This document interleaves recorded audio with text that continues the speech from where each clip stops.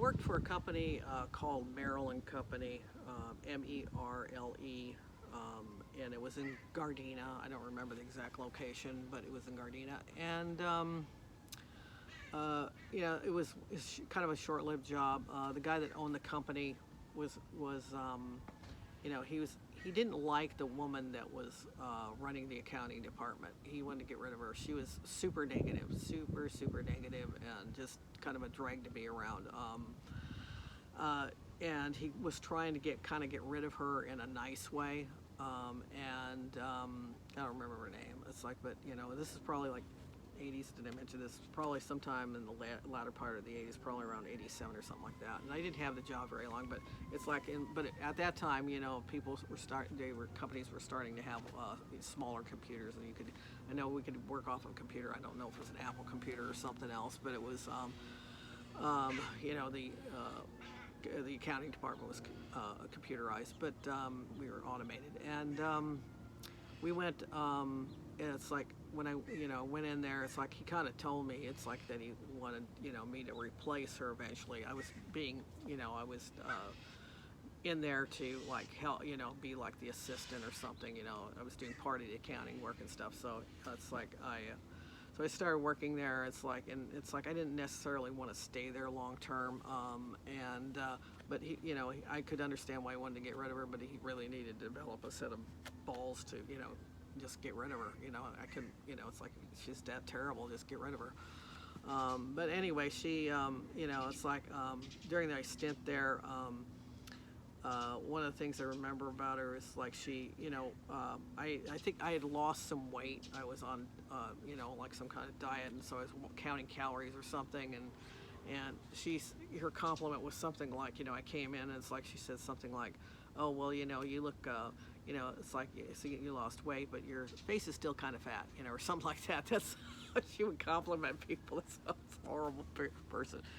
Anyway, at the time that he said it's like, well, he says he was going to let me go. It's like he's gonna bring this other person in to try and take over, and I kind of was training her, and she looked like the kind of person that could probably easily take over and maybe boot out the other woman and stuff. But they still didn't. They just she was still there. Negative woman. It's like she was still there. Don't remember her name. Like I said.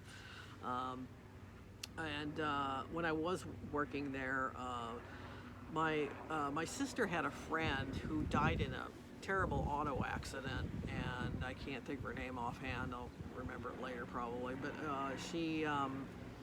her husband, her then actually she had already gone through a divorce, so it was really her ex-husband. Was working at the same place, was working at Merrill Company. I don't know what he was doing for a job there, but that's one of the other things I remember about it. I would talk to him a little bit once in a while when I ran into him in the company. And but he, and then they had a son together, so he was raising the son, because actually the son was in the car with her when the accident happened, but he had just a minor injury, and his mother, unfortunately his mother was killed. He's now a grown adult now. It's like, I don't know how old he'd be, 40 or something like that. But hopefully he's doing well.